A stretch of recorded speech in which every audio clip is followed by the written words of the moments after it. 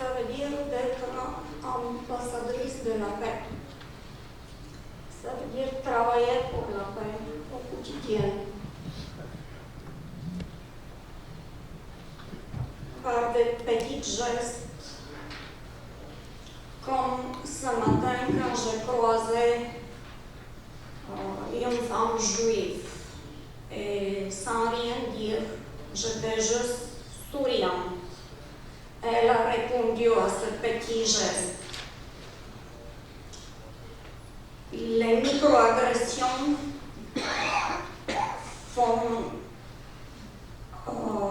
de plus en plus courantes dans notre quotidien. Mes amis, femmes voilées musulmanes, les rapportent souvent.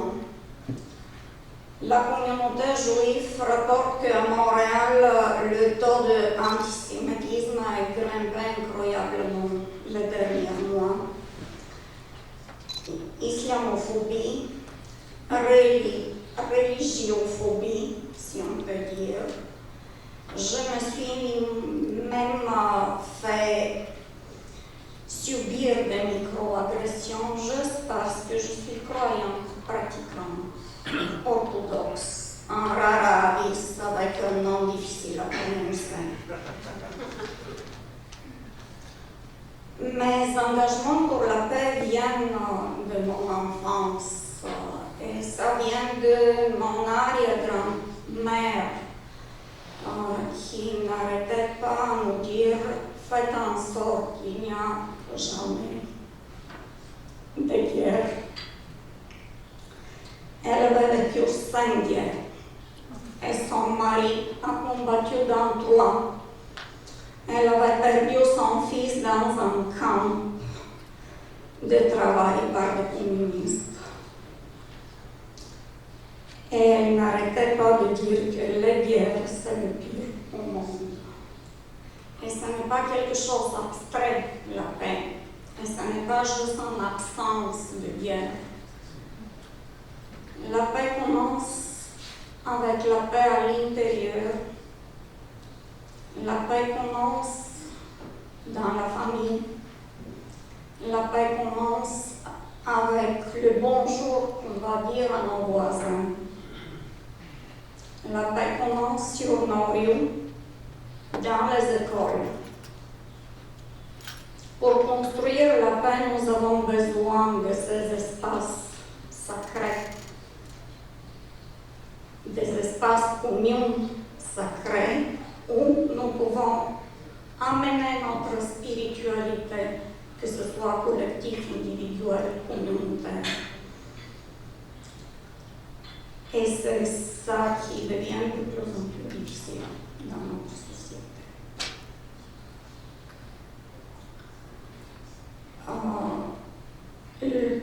Pendant mon enfance, qui autrement était très très joyeux, très paisible, j'étais un enfant très aimé, on vivait en sécurité, pendant le régime dont la doctrine officielle était l'athéisme. Et mes grands-parents cachaient les icônes, on cachait la croix et on célébrait le Noël et la résurrection et d'autres fêtes, sans parler de ça à l'école. Et la police était présente à la messe de minuit pour la résurrection.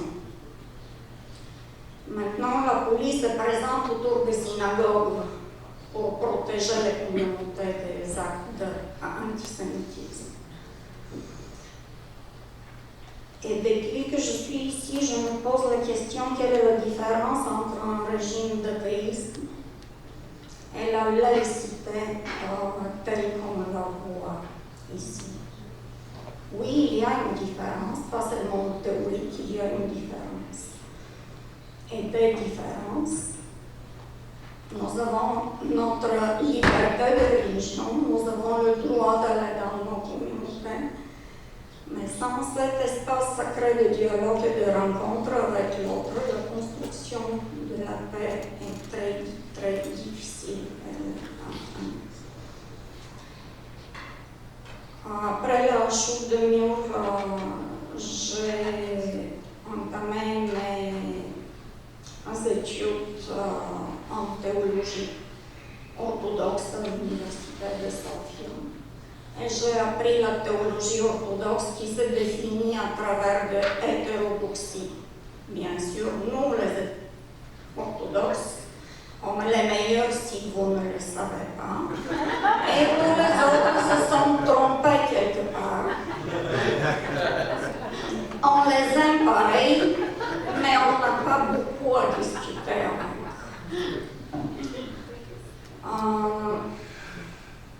Après mes études, j'ai entamé un deuxième, cette fois une maîtrise, une étude sociale d'Europe, qui sont terminées avec un mémoire sur l'identité orthodoxe et l'identité culturelle européenne. Et mes amis, les théologiennes trop orthodoxes, m'ont demandé, tu veux dire identité européenne ou identité orthodoxe? Je dis non, moi je veux dire identité européenne et identité orthodoxe.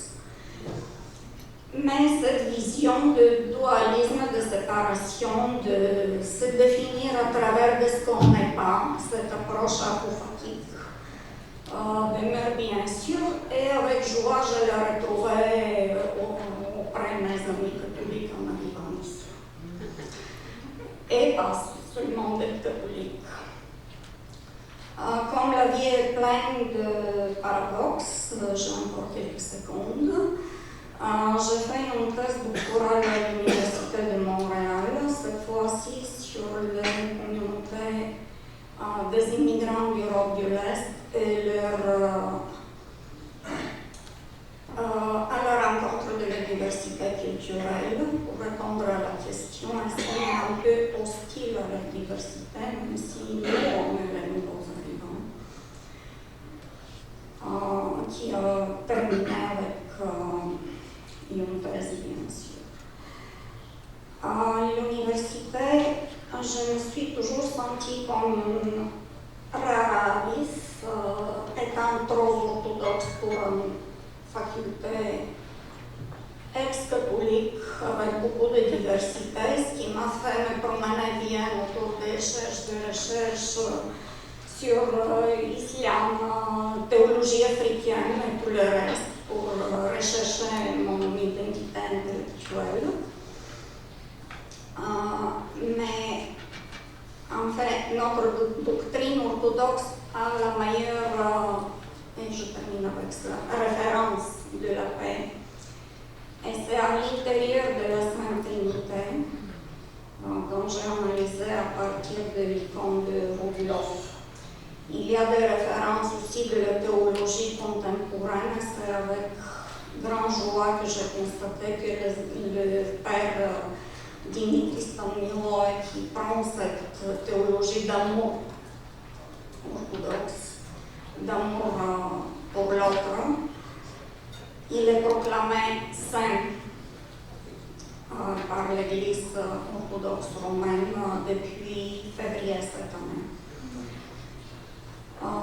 Et pour conclure, je vous invite pour contrer les microagressions dans un contexte de polarisation qui sont transposées ici à Montréal, de guerre, de poser des petits gestes de bienveillance au quotidien, parce que la paix commence comme ça. Très bien.